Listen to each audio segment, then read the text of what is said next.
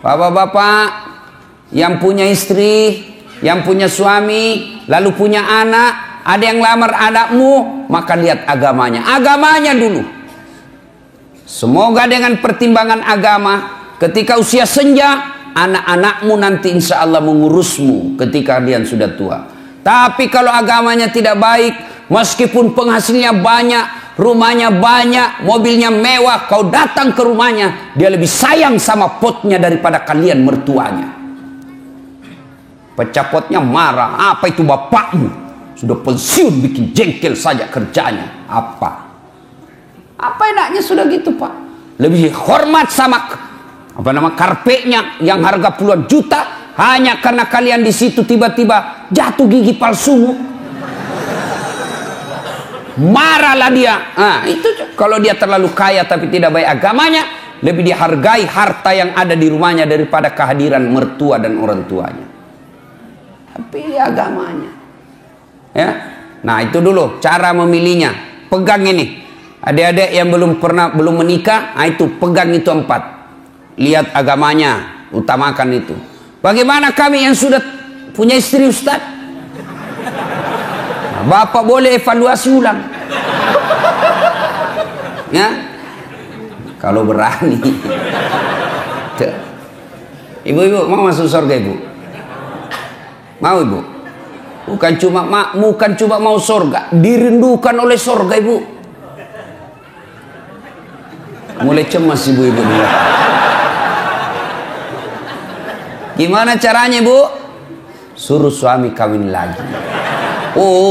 Langsung dia bilang, banyak jalan menuju surga, Ustaz. Memang banyak, tapi macet. Ini jalur pintas, tidak perlu kau tahajud tiap malam.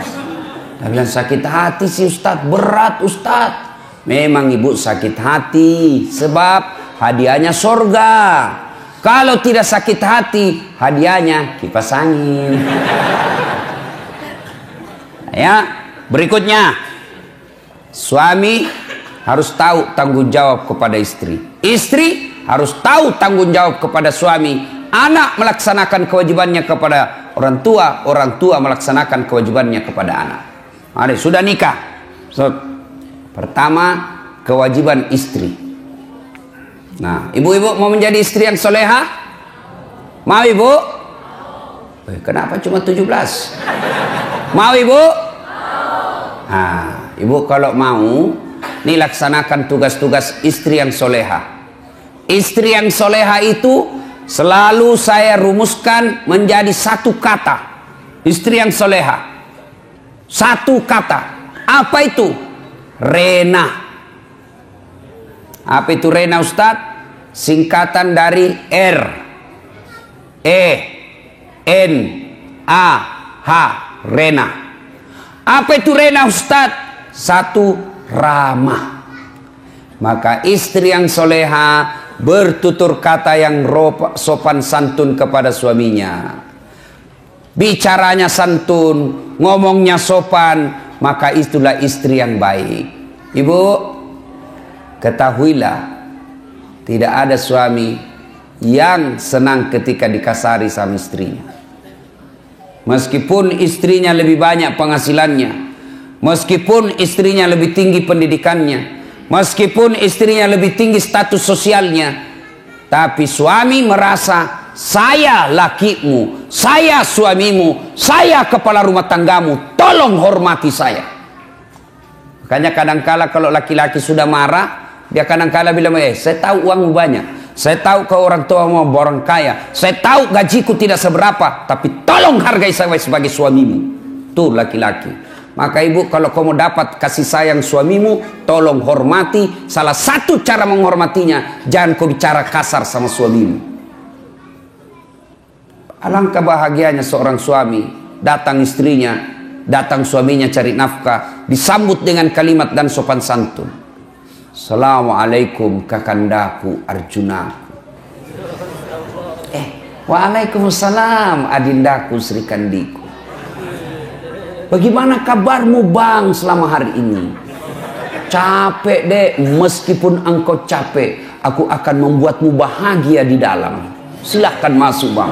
Oh. Ini tidak, kita baru pulang muka cemberut. Baru datang suaminya langsung ditunjuk. Dari mana kau terlambat lagi nih? Tadi saya telepon kau tidak mau. Dari mana kau? Bagaimana kita tidak cepat mati? Ya, Bu. Maka ketika kita mendapat istri yang sopan berbicara, itulah surganya dunia. Bapak senang enggak perempuan yang kasar? Mana ada mau, Pak? Kan kita senang yang lembut-lembut bicara. Kita pas pulang tunduk-tunduk capek. Waduh, capek betul. Hari ini keras sekali perjuangan di kantor. Maka istrinya membahagiakannya. Sabar bang, memang begitulah cari nafkah. Mudah-mudahan capek itu akan menjadi pemberat timbanganmu di akhirat kelak. Meskipun kerjamu berat, tapi saya tetap meringankan segala kewajibanmu di dunia ini. Enak perasaan kita, Pak. Baru kita datang, capek di pasar rugi, di jalan macet, panas lagi. Baru kita datang, dia bilang, memang kau bego. Dagang kau rugi. Bawa mobil tabrakan, enggak ada bego. Hancur kita punya harga diri, dibego-begoi sama istri. Iya, kalau dia cantik, ini gendut.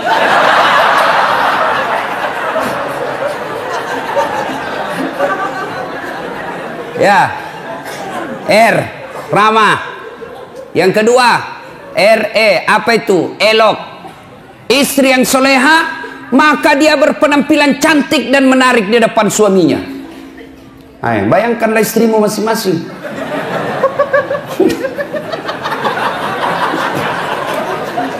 Cantik dah kalau kau di rumah. Oh, saya lihat perempuan akhir zaman sekarang. Kalau dia mau pergi pengantin, cantik memang, Pak. Woi, harumnya itu masih kita 2 meter sudah tercium. Walisnya di racing.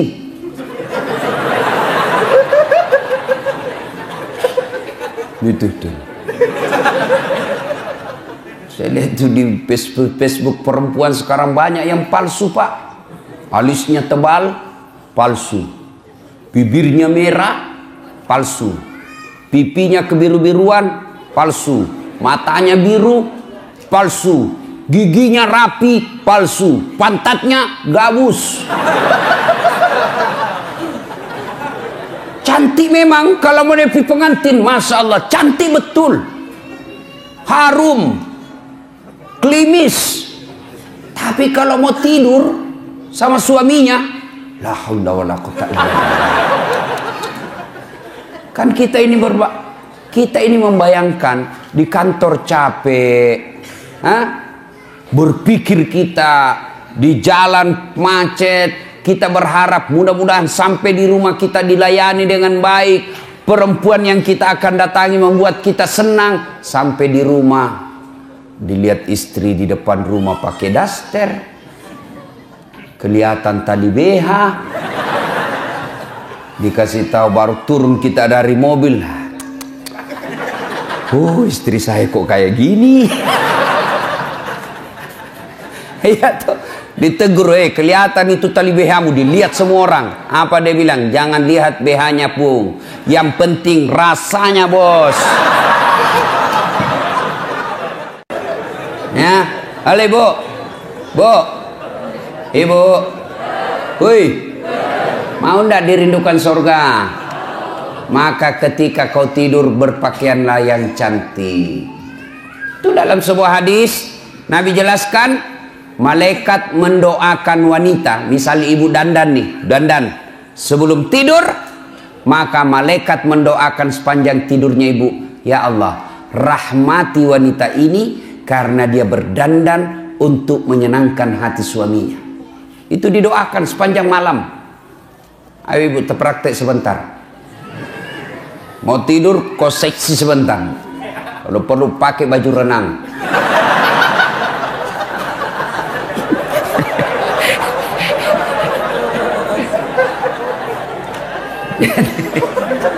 Dan juga salah paham. Mentang-mentang sudah dengar, dia sudah cita-cita besok kalau datang suami saya akan penampilan lain dari yang lain. Dia pakai pantopel, pakai rok mini-mini, baju sempit, dia kuncir 3 rambutnya. Satu mau datang suaminya, astagfirullah, kesurupan istri. Ayo, tapi wanita yang dandan untuk menyenangkan hati suaminya itu ibadah.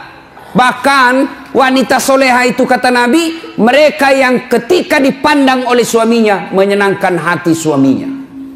Tapi sayang perempuan kita sekarang Pak, terbalik. Dia mau tidur seadanya. Begitu dia mau keluar rumah, mau menyenangkan hati suaminya orang, berdandan, pakai baju baru. Siapa yang cicilkan baju ibu? Hah? Oi! Jangan ketawa, saya serius ini. Siapa yang cicilkan baju di rumah? Suami. Siapa yang belikan kalian baju? Suami. Lalu kenapa kalian ketika mau tidur kalian pakai seadanya? Ini wanita akhir zaman. Mau menyenangkan hati orang ketika mau pesta, mau pergi arisan dia cantik, mau pergi keluar cantik, tapi giliran mau tidur sama suaminya pakaian seadanya. Bukan begitu yang diajarkan oleh Nabi. Pakailah, pakai parfum ketika mau tidur, pakai sikat gigi. Nggak ada parfum, kau cari itu pengharum ruangan.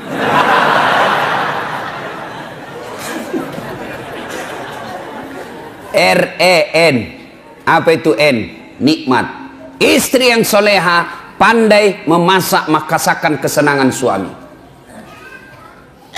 Sayang seribu sayang, wanita zaman sekarang mereka tidak mau belajar masak.